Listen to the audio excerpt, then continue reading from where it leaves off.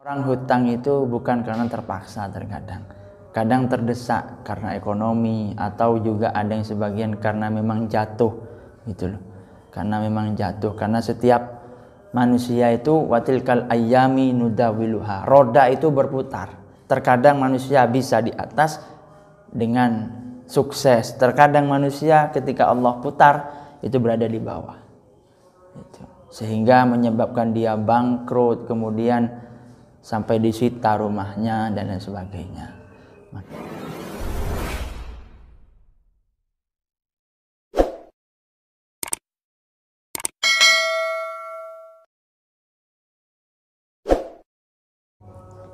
Assalamualaikum warahmatullahi wabarakatuh. Alhamdulillahi rabbil alamin. Assalatu wassalamu ala asrafil anbiya'i wal mursalin wa ala alihi wa ashabi ajmain, amma ba'du. Pada segmen kali ini ada alumni Al-Qadiri lah. Ada santri Al-Qadiri menanyakan kepada saya, Gus, bagaimana caranya melunasi tanggungan lah, utang pada orang yang sulit ditemukan atau orangnya sudah tiada lah istilahnya. Nah, ini saya kumpulkan dulu dari beberapa kitab-kitab mutabaroh. Langsung insyaallah ini saya langsung jawab.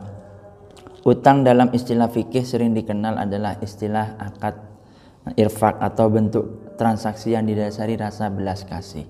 Hal ini dapat kita lihat pada pihak yang hendak berutang, muqtarid lah istilahnya, muqtaridun.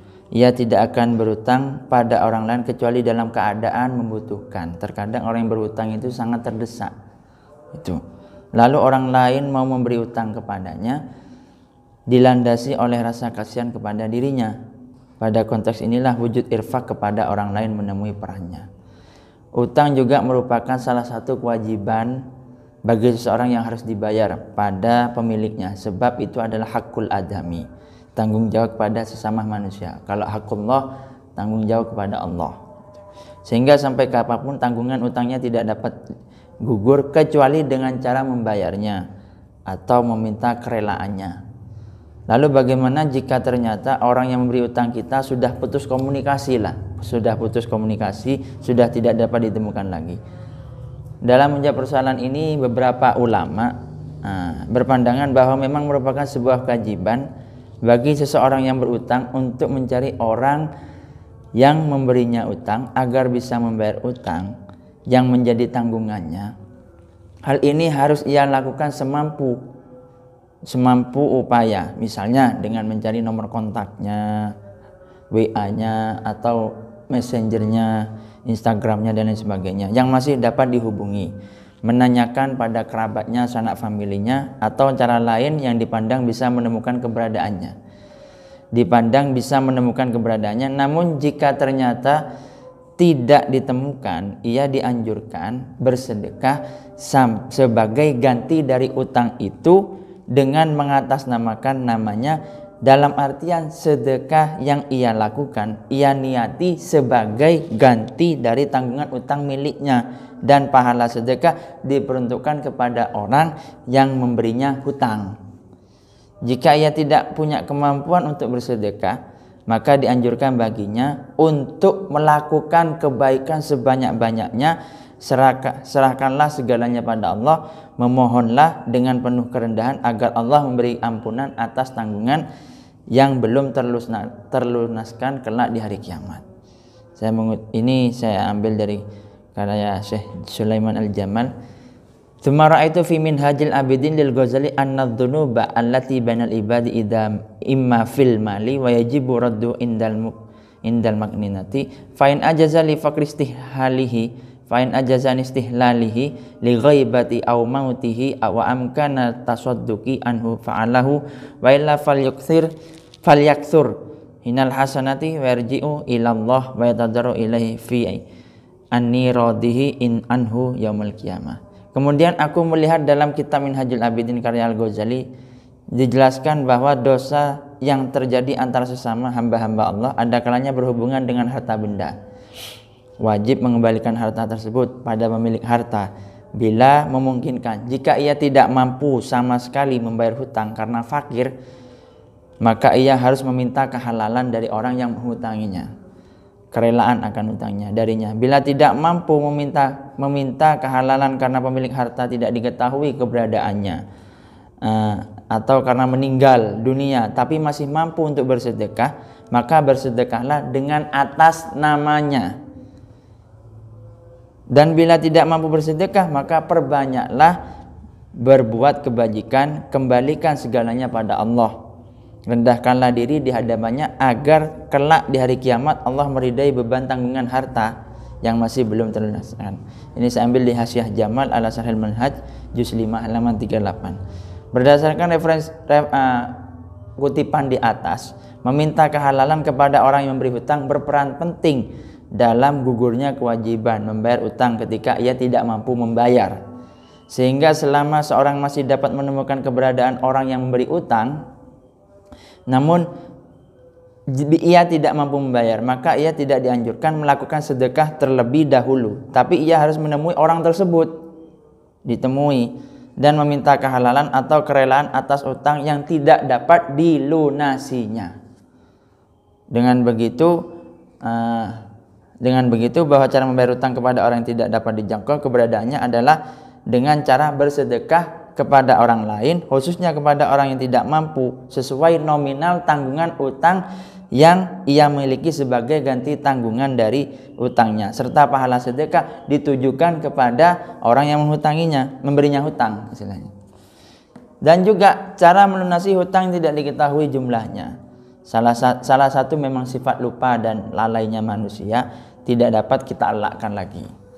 Suatu saat ingatan manusia pasti semakin melemah, pasti sudah. Entah karena sudah tua atau karena stres yang ia sering melanda. Bagaimana cara seseorang melunasi hutang yang ia telah lupa nominalnya? Ini saya ambil di Al-Asbab wan Nadhair, juga karya Imam Jalaluddin Abdurrahman As-Suyuti. Man syakka hal fa'ala syai'an aula fal aslu anna lam yaf'alu illa anqal wa minha furu'u hadil qaidah alaihi dainun wa syakka fi qadrihi lazimahu ikhraju qadril mutayakkini kama qata'a bihi al imamu illa antastagila dhimmatuhu bil asli fala yabra'u illa mimman tayakkun ada'uhu. Jawabannya bagaimana membayar hutang sebesar nominal yang ia diyakininya. Misalnya lupa jumlah nominal hutangnya. Namun setelah diingat-ingat jumlahnya, kok saya punya utang ke istilahnya yoga, saya sepertinya dulu punya utang berapa ya ke yoga atau ke Udin, berapa ya, misalnya 50.000, kayaknya bukan 50.000 atau kurang, maka yang wajib dilunasinya ialah 30.000, semisal 300.000, semisal saya punya utang lah. Anggap saya punya utang ke yoga atau ke Udin. Saya dulu berapa ya? Apa 500? Apa 300? Diingat-ingat istilahnya. Apa lebih, apa kurang ya? Misalnya dia ingatnya paling 300. Ya 300 itu dibayarkannya. Itu. Supaya yakin bahwa hutang telah terlunasi. Referensinya saya ambil di Asbab wan Nadhair. Jadi begitu cara melunasi hutang yang tidak diketahui jumlahnya, juga cara melunasi hutang terhadap orang yang sulit kita temukan keberadaannya atau dalam keadaan tiada, sudah meninggal dunia, itu salah satunya. Jadi dan orang hutang itu bukan karena terpaksa, kadang terdesak karena ekonomi, atau juga ada yang sebagian karena memang jatuh gitu loh. Karena setiap manusia itu watilkal ayyami nudawiluha, roda itu berputar. Terkadang manusia bisa di atas dengan sukses, terkadang manusia ketika Allah putar itu berada di bawah. Itu. Sehingga menyebabkan dia bangkrut, kemudian sampai disita rumahnya dan lain sebagainya. Makanya selama Anda mempunyai harta yang banyak, gunakanlah harta itu sebaik-baiknya, tapi jangan terlalu hemat gitu loh. Saya kurang begitu setuju hemat pangkal kaya. Iya memang benar, cuman seakan-akan mendidik kita untuk pelit gitu loh. Hemat pangkal kaya. Ya, silahkan la sarfa fil khair wa la khair fi sarf. tidak ada kebaikan dalam berlebih-lebihan, juga tidak ada la sarafa fil khair, la sarafa sin pakai sin, tidak ada berlebih-lebihan itu baik. Dalam artian orang yang berlebih-lebihan itu enggak baik gitu lah. Begitupun orang yang terlalu irit itu juga tidak baik, istilahnya mutawassit, sedang-sedang saja. Mungkin kiranya itu saja yang bisa saya sampaikan. Kurang lebihnya saya mohon maaf. Wallahul muwaffiq ila aqwamit thoriq. Wassalamualaikum warahmatullahi wabarakatuh.